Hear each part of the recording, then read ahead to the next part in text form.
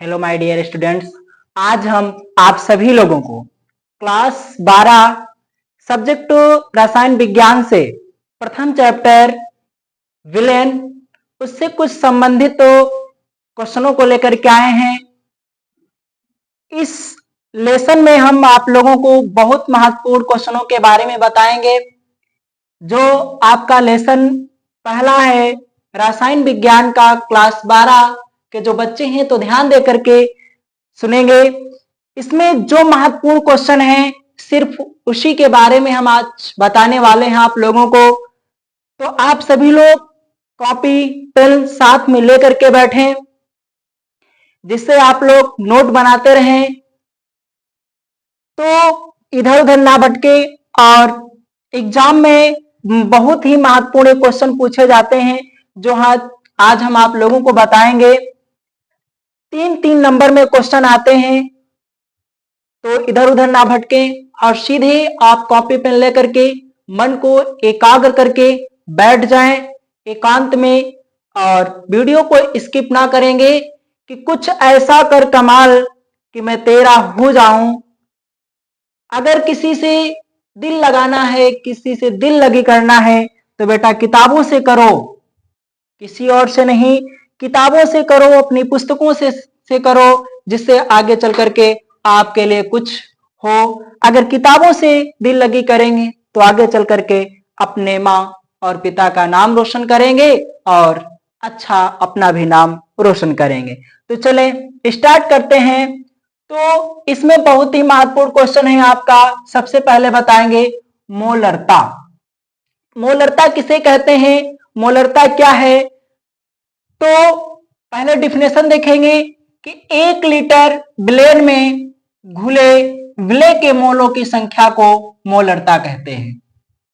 बताया गया 1 litre villain में घुले विलेय के मोलों की संख्या को मोलरता कहते हैं। क्या कहते हैं बेटा?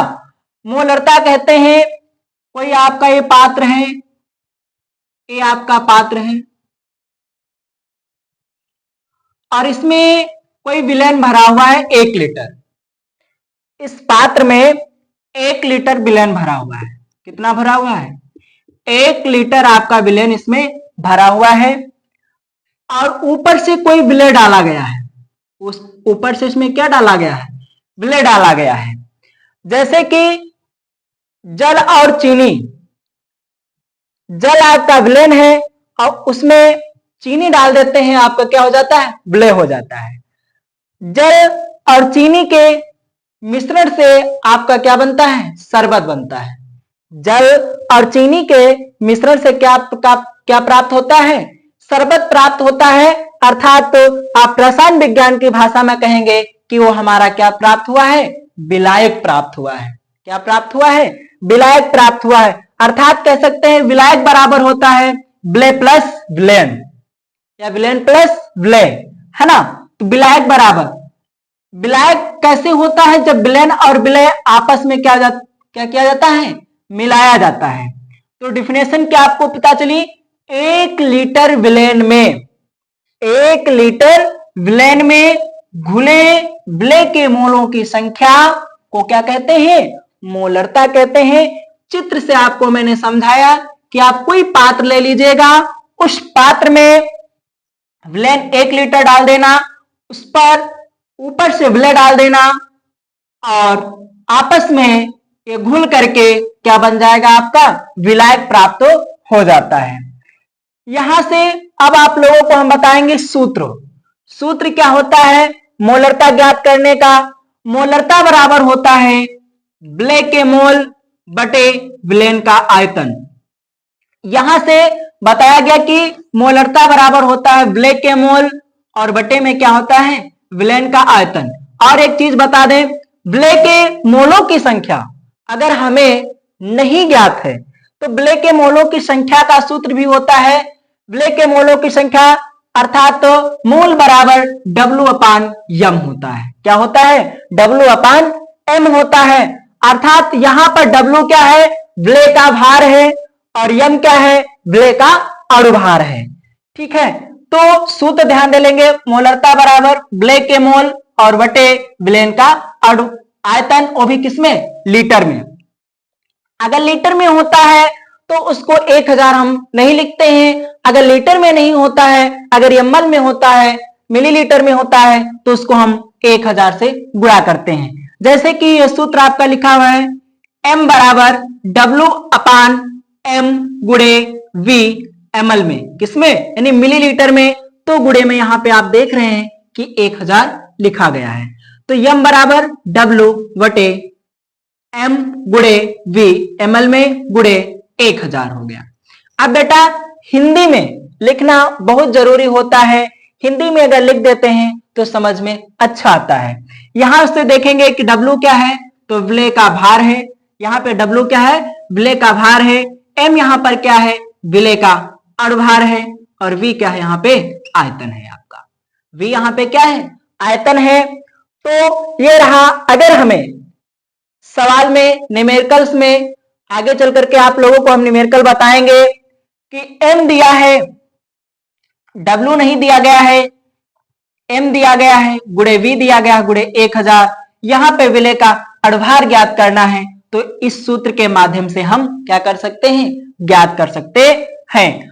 आप लोग एक बात में ये नहीं समझ पा रहे होंगे कि यहां पे तो सर लिखे हैं विलेय का मोल और बटे विलेयन का आयतन, लेकिन यहां पे W अपान m कैसे लिख दिया गया, ये नहीं आप लोग समझ पा रहे होंगे। यहां पे W अपान m इसलिए लिखा गया कि बताए n बराबर W अपान m होता है, और विलेय के जो मोल होते हैं उसको n से लिखा जाता है, विलेय के जो मोल होते हैं बेटा उसको n से लिखा जाता है। तो n बराबर W अपान m होता है, तो यहां पे वही लिखा गया W अपान m गुणे v, विलेय का आयतन गुणे में हो गया v, और ml में तो यहां पे 1000 हो गया। अगर यहां पे ml ना होगा, नहीं होगा, तो यहां पे अगर लीटर में दिया गया होगा, लीटर में, तो यहां पे क्या होगा, 1000 नहीं होगा। अगर यहां पे ml में दिया गया है तो यहां पे 1000 आपका हो जाएगा। कितना हो जाएगा, तो आपका 1000 यहां पे हो जाएगा। समझ में आया, समझ में आ रहा है तो कमेंट में जरूर बताएं, और पेन कॉपी साथ में लेकर के बैठें, क्योंकि एग्जाम में 3 नंबर में पूछा जाता है बेटा। कितने नंबर में पूछा जाता है, 3 नंबर में पूछा जाता है। हम आप लोगों को बताए कि इस सिलेबस में, इस चैप्टर में सिर्फ आपको हम very very most important question के बारे में, महत्वपूर्ण क्वेश्चनों के बारे में बताएंगे और कुछ नहीं बताएंगे। जो सिर्फ महत्वपूर्ण क्वेश्चन है उन्हीं को बताएंगे, और इसमें हम आप लोगों को कुछ नहीं बताएंगे। जितने महत्वपूर्ण क्वेश्चन हैं, तो अगली है आपका, अगला है मोललता। मिलता जुलता हुआ मोलरता से मोललता होता है। मोलरता और मोललता में कोई विशेष अंतर नहीं है, सिर्फ इसमें क्या होता है कि उसमें लीटर में दिया गया होता है, इसमें किलोग्राम में दिया होता है बेटा। क्या दिया होता है, इसमें किलोग्राम में दिया होता है, और उसमें किस में दिया होता है, लीटर में। इसकी डिफिनेशन से पहले, जानने से पहले आप एग्जांपल देख लीजिए चित्र के माध्यम से। अभी हमने आपको बताया कि कोई पात्र ले लेंगे, ये हमने पात्र ले लिया, इसमें कोई विलायक इसमें हो गया, इसमें कोई विलेन आपका प्राप्त हो गया, विलेन डाल दिए। अब ये आपका क्या हो गया, विलायक। क्या हो गया आपका, विलायक हो गया 1 kg। कितना, 1 kg। अब ऊपर से हमने क्या डाला, विलेय डाल दिया। ऊपर से हमने क्या डाल दिया, विलेय डाल दिया। तो यहां पर क्या हुआ, विलेन कहां गया, तो यहां पे क्या गया, विलेन कहां गया। अब डिफिनेशन में देखेंगे, 1 किलोग्राम विलायक में घुले विलेय के मोलों की संख्या को क्या कहते हैं, मोललता कहते हैं, मोललता कहते हैं। 1 किलोग्राम विलायक है, क्या बताया गया, 1 किलोग्राम आपका विलायक है, उसमें मोलों की संख्या को घोल दिया गया है, विलेय के मोलों की संख्या को घोल दिया गया है, उसी को मोललता कहते हैं। समझ सकते हैं बेटा अपने भाषा में कि 1 किलोग्राम हम विलायक लेते हैं, और उस विलायक में विलय की मोलों की संख्या को घोल देते हैं, उसी को क्या कहते हैं? मोललता कहते हैं। कोई पात्र ले लेना, घर में जाना, गिलास या कोई भी पात्र ले लेते हैं, उसमें नाप के 1 किलोग्राम विलायक और फिर विलय के कुछ अणु को उसमें डाल देंगे, और जब विलय के कुछ अणुओं को उसमें डाल देंगे तो घुल जाएगा, और जब घुल जाएगा तो घुलने के पश्चात उसी को क्या कहते हैं? मोललता कहते हैं। क्या कहते हैं? मोललता कहते हैं।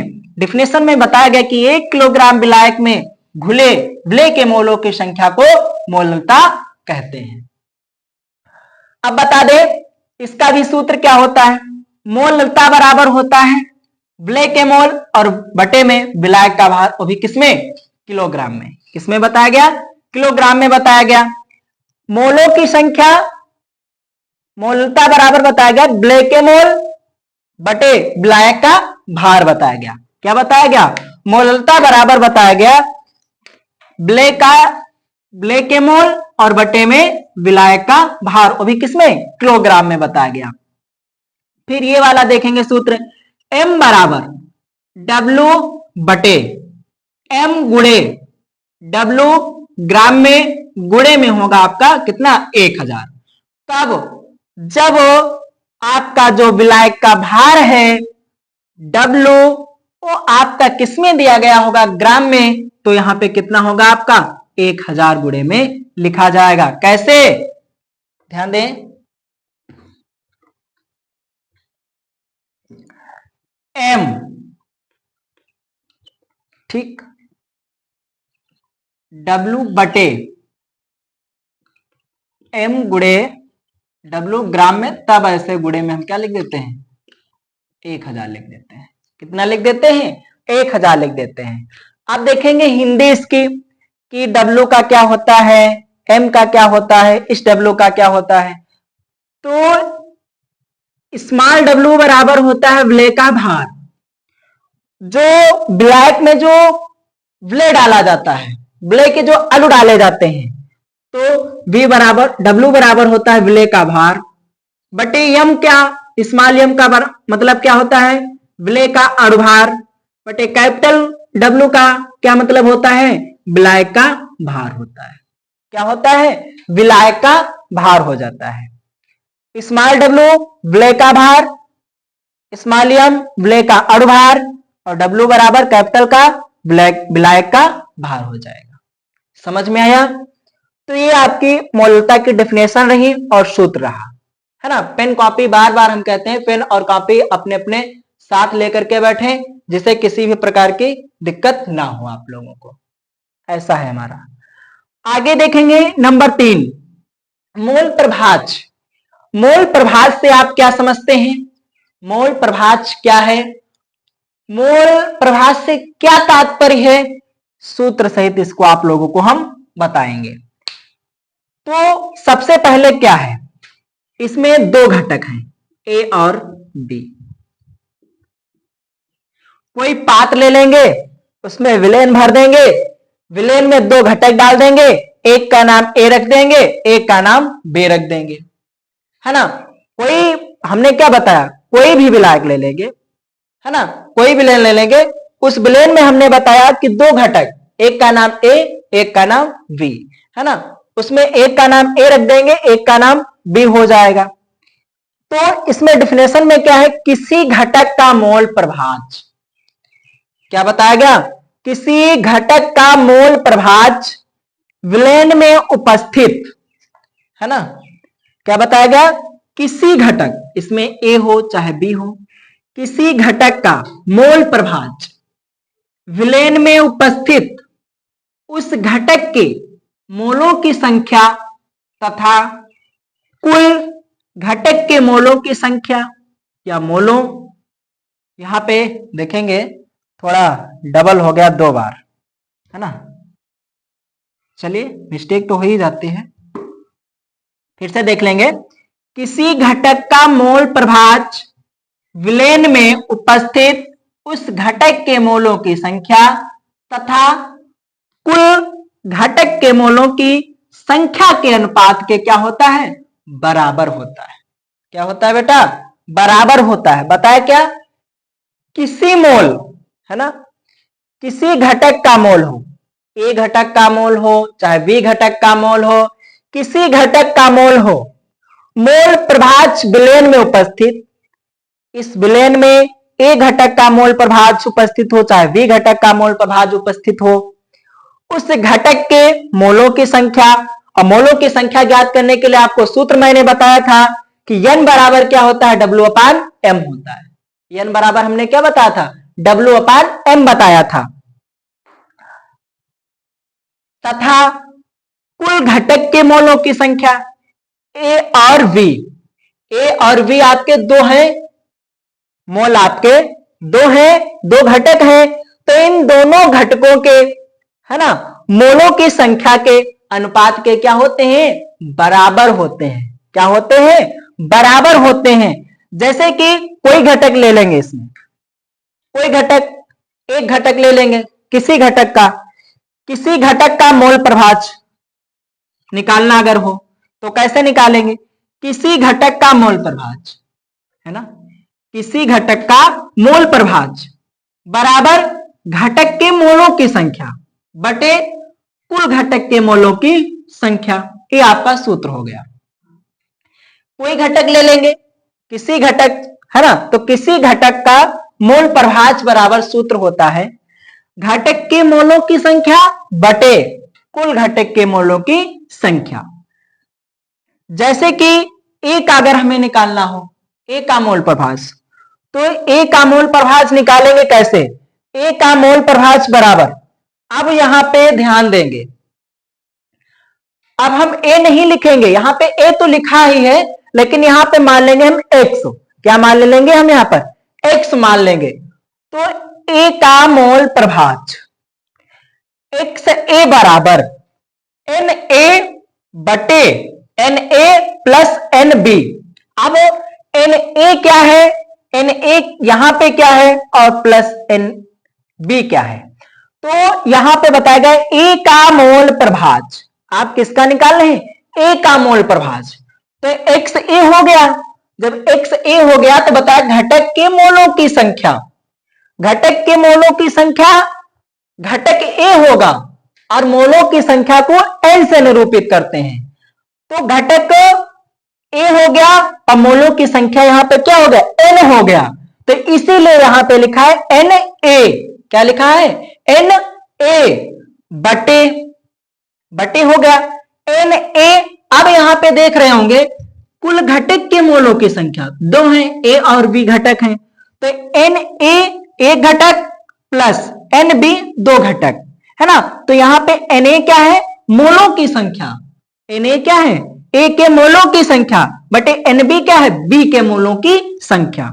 ये हो गया प्लस में। अब देखो ए के हो गए मोल प्रभाज्य, अगर हमें क्वेश्चन आ जाए न्यूमेरिकल्स लगाना v का मोल प्रभाज्य, तो एक्स बी बराबर इसी तरह से जिधर इधर है ऐसे ऐसे इधर भी होगा, एक्स बी बराबर एन बी बटे N A plus N B. ठीक, ए बी का मोल प्रभाज्य अगर निकालना है तो ये आपका होगा।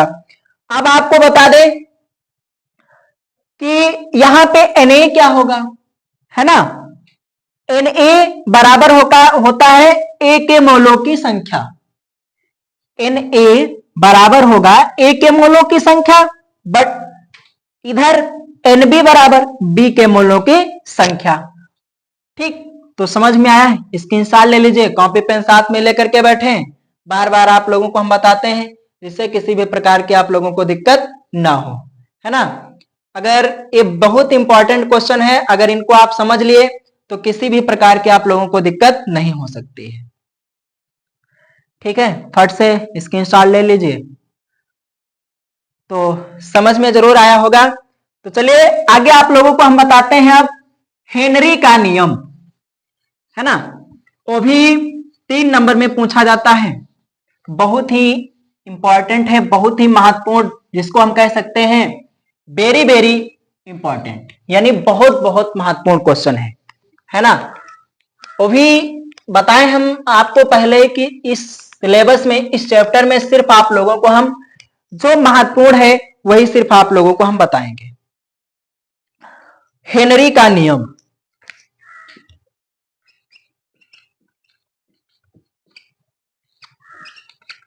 हेनरी का नियम आपको बताना है। हेनरी का नियम क्या है? इस नियम के अनुसार, है ना, लिख लेंगे, इस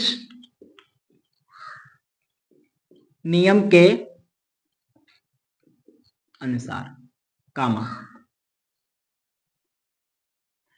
इस नियम के अनुसार स्थिर ताप पर, ताप कैसा होगा?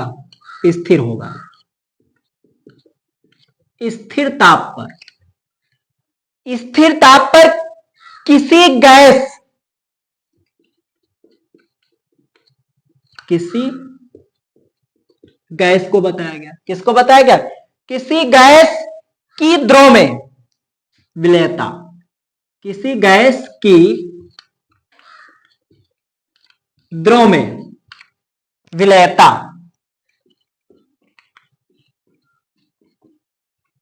है ना, विलेयता कामा लगा देंगे, गैस के दाब के समानुपाती होती है। फिर बताया गया गैस के दाब के समानुपाती होती है। इस नियम के अनुसार स्थिर ताप पर किसी गैस की द्रव में, कोई भी गैस O2, CO2, है ना, किसी गैस की द्रव में विलेयता कामा लगा के गैस के दाब के समानुपाती होती है। कैसे? ध्यान देंगे, गैस की विलेयता बरा गैस की विलेयता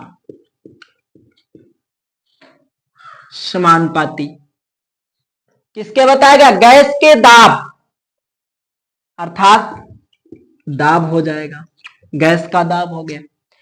विलेयता, गैस की विलेयता यम समानुपाती पी, दाब को इंग्लिश में प्रेशर बोलते हैं, तो पी हो जाएगा। अब यहां से क्या हो जाएगा? एम, समानुपाती का चिन्ह हटा देंगे। समानुपाती का जब चिन्ह हटाएंगे तो कांस्टेंट आपका K1 हो जाएगा, K1 P हो गया। समझ में आया यहां पे? ठीक। अब आपको बता दें हेनरी के नियम में क्या बताया गया कि यह नियम ये कहता है कि ताप आपका स्थिर रहेगा। ताप क्या रहेगा? स्थिर रहेगा। और उस गैस, कोई गैस ले लेंगे, गैस की द्रव में विलेयता, गैस जो होगी उसकी द्रव में विलेयता गैस के दाब के समानुपाती होती है। तो गैस की विलेयता समानुपाती दाब, तो गैस की विलेयता यम समानुपाती पी हो गया। अब यहां पे गैस की विलेयता यम हो जाएगा, यम बराबर K1 और फिर क्या हो जाएगा? P, यानी प्रेशर P हो जाएगा। ठीक। अब आपको समझा दें चित्र के माध्यम से।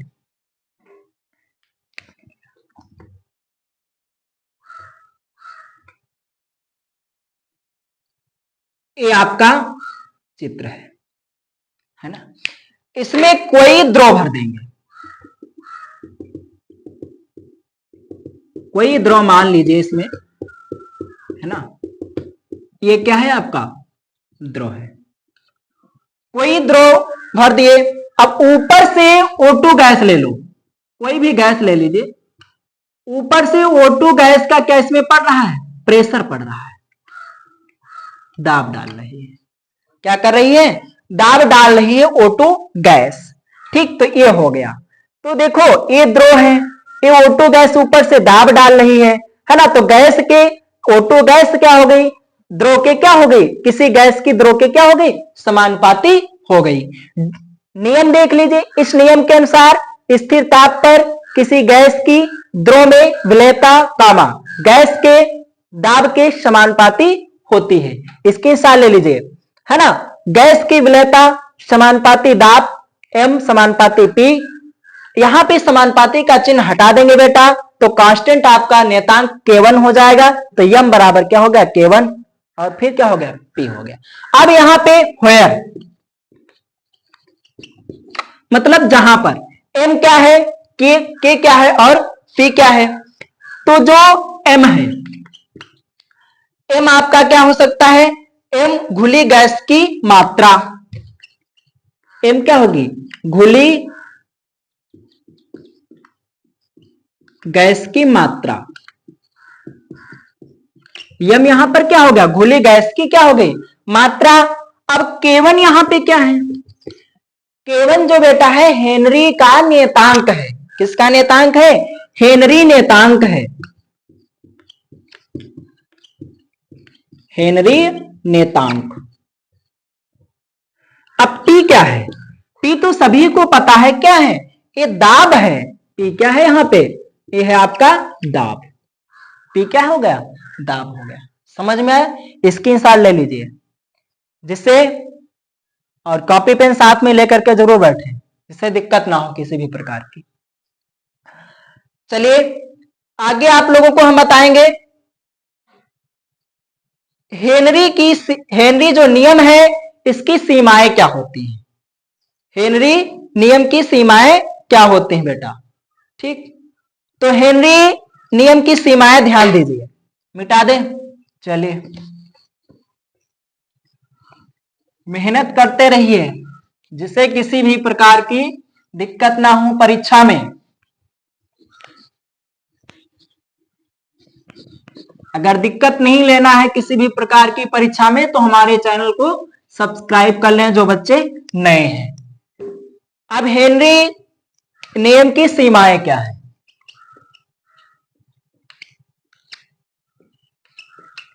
हेनरी नियम की सीमाएं। हेनरी नियम की पहली सीमा देखो, पहली यह है कि यह नियम केवल आदर्श गैस के लिए मान्य है। आदर्श गैस के लिए मान्य है। क्या बताया गया, हेनरी का जो नियम है यह नियम केवल आदर्श गैस के लिए ही मान्य बताया गया है। पहली सीमा हो गई, पहली सीमा क्या हो गई, आदर्श गैस के लिए मान्य है। केवल सिर्फ आदर्श गैस के लिए ही यह नियम मान्य है, पहली सीमा, ठीक। दूसरी सीमा, इसमें विलयन का ताप बहुत कम नहीं होना चाहिए। विलयन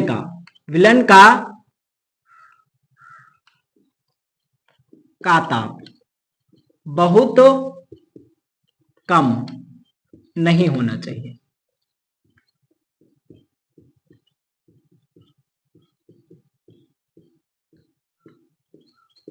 है ना, इसमें बताया गया दूसरी सीमा में कि इसमें जो विलन है, विलन का ताप जो होता है, जो टेम्परेचर होता है, ये बहुत कम नहीं होना चाहिए। अर्थात जो टेम्परेचर है ये कम नहीं होना चाहिए, दूसरी सीमा होगी। तीसरी सीमा, गैस की जो विलयता है, गैस की विलयता बहुत अधिक नहीं होनी चाहिए। गैस की जो विलयता है, विलयता बहुत अधिक नहीं होनी चाहिए, नहीं होनी चाहिए। ये आपकी क्या हो गई, तीसरी सीमा हो गई कि गैस की जो विलयता है बहुत अधिक नहीं होनी चाहिए। यह नियम उन गैसों पर लागू होता है जो विलायक से क्रिया नहीं करते। हेनरी की नियम की चौथी सीमा जो है, तो यह नियम उन गैसों पर लागू होता है, लिख देंगे, यह नियम उन गैसों पर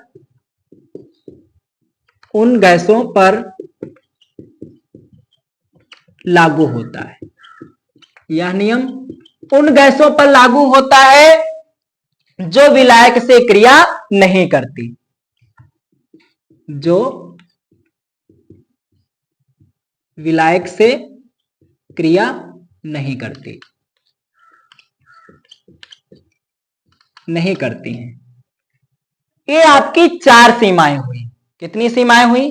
4 सीमाएं हुई। हेनरी नियम की सीमाएं बताएं। पहली सीमा, यह नियम केवल सिर्फ आदर्श गैस के लिए मान्य है। दूसरा बताए, विलयन का ताप बहुत कम नहीं होना चाहिए। तीसरी, गैस की विलेयता बहुत अधिक होनी चाहिए, नहीं होनी चाहिए। यह नियम उन गैसों पर लागू होता है जो विलायक से क्रिया नहीं करते, है ना। ये आपकी सीमाएं हो गई। अब आपको बता दें अनुप्रयोग।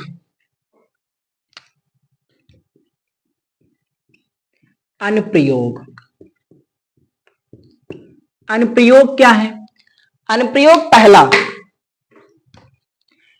शीतल पेय पदार्थ है। शीतल पेय पदार्थ है, ठीक।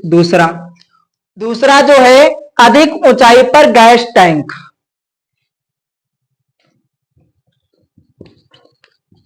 अधिक ऊंचाई पर, है ना, अधिक ऊंचाई पर ऑक्सीजन टैंक में।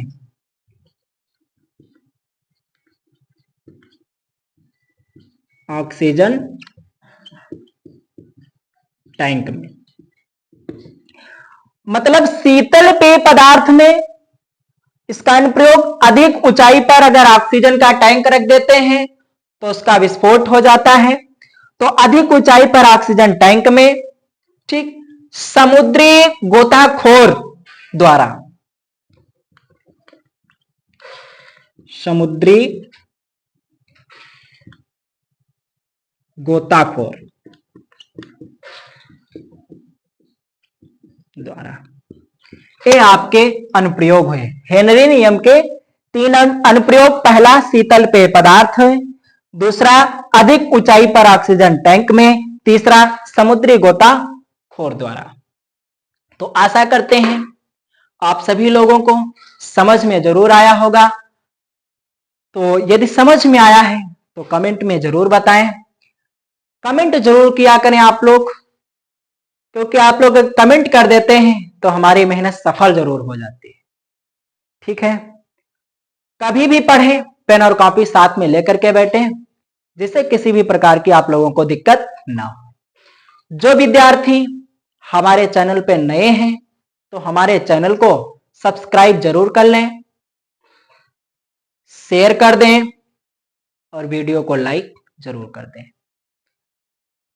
अगले वीडियो में मिलते हैं, तब तक के लिए जय हिंद।